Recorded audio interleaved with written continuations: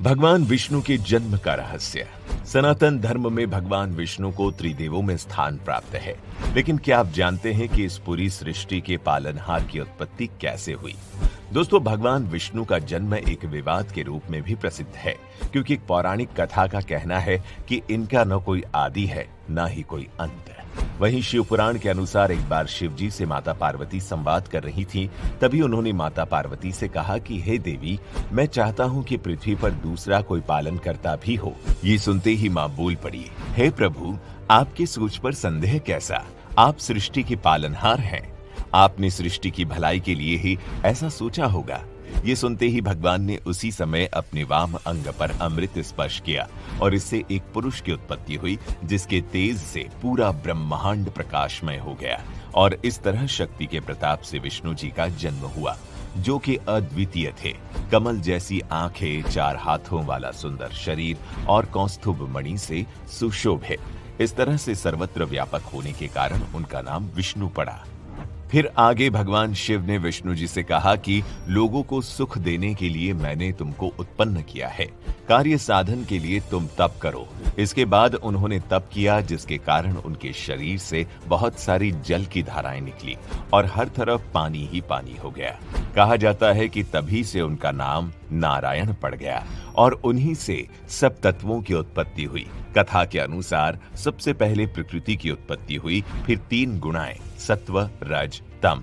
इसके बाद शब्द, स्पर्श, रूप, रस और गंध की उत्पत्ति हुई और फिर इसके बाद हमारे पंच तत्व जल, आकाश, वायु, पृथ्वी, अग्नि की भी उत्पत्ति हुई। इसके अलावा और भी बहुत से पौराणिक ग्रंथ हैं जिनमें भगवान के चतुर्भुज स्वरूप का वर्णन मिलता है। जैसे कि विष्णु पुराण में बताया गया है कि भगवान निराकार परब्रह्म है, जिनको वेदों में ईश्वर कहा गया है।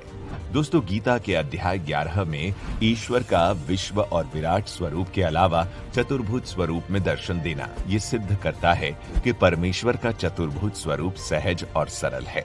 इसके साथ ही ऋग्वेद और अन्य वेदों में भी अनेक कथन विष्णु को समर्पित है, जिसे विष्णु सूक्त भी कहा गया है। ऋग्वेद के सूक्त 22 में सबसे पहले स्वतंत्र रूप से इन्हीं भगवान का वर्णन आया है, जिसमें इनके वामन अवतार का 3 पग से 3 लोक मापने का वर्णन किया है। इसके साथ ही हिंदू धर्म के लगभग सभी ग्रंथों में माना गया है विष्णु परमेश्वर के 3 मुख्य रूपों में से एक हैं। पुराणों में तो त्रिमूर्ति विष्णु को विश्व या फिर जगत का पालनहार कहा गया है। आपको बता दें कि हमारे पुराणों ने इस जगत के मूल में वर्तमान, नित्य, जन्मा, अन्य, एकस, हे के अभाव से निर्मल परब्रह्म को ही विष्णु के रूप में स्वीकारा है। साथ ही ये भी माना है कि वे प्रकृति से भी श्रेष्ठ हैं।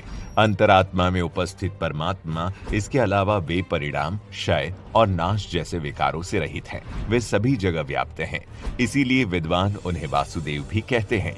आगे ये भी बताया गया है कि जिस समय दिन रात आकाश, पृथ्वी के अलावा धरती पर कुछ नहीं था, उस समय वहीं एक परब्रह्म पुरुष उपस्थित थे। दोस्तों, आपको ये भी बता दें कि सृष्टि के शुरुआत में ब्रह्मा जी को विष्णु जी ने जो मूल ज्ञान स्वरूप चतुर्श्लोक सुनाया था, उसमें भी यही भाव व्यक्त हुआ है कि सृष्टि के पूर्व केवल मैं ही था, मेरे अतिरिक्त न कोई स्थूल था, न सूक्ष्म, न ही दोनों का कारण। जहां ये सृष्टि नहीं है, वहां मैं ही मैं हूं। इसके बाद अंत में जो कुछ बचा रहेगा वो भी मैं हूं। इन सभी कथनों से भगवान की सर्वोच्चता निर्धारित होती है और ये भी पता चलता है कि उनका जन्म अनेक बड़े लक्ष्यों को ध्यान में रखकर हुआ।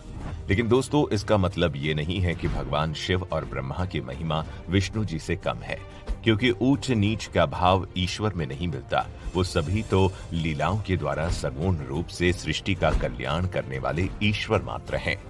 इसीलिए सभी पुराण तथा महाभारत जैसे ग्रंथ ये भी बताते हैं कि ईश्वर एक ही है, भले ही उसके रूप अनेक हो सकते हैं या वो अनेक बार अनेक रूपों में जन्म ले सकते हैं। जैसा कि आपने देखा ही है कि भगवान शिव ने ही भगवान विष्णु को उत्पन्न किया। दोस्तों, आपको भगवान विष्णु के बारे में ये अद्भुत बात जानकर कैसा लगा, हमें नीचे कमेंट करके जरूर बताएं।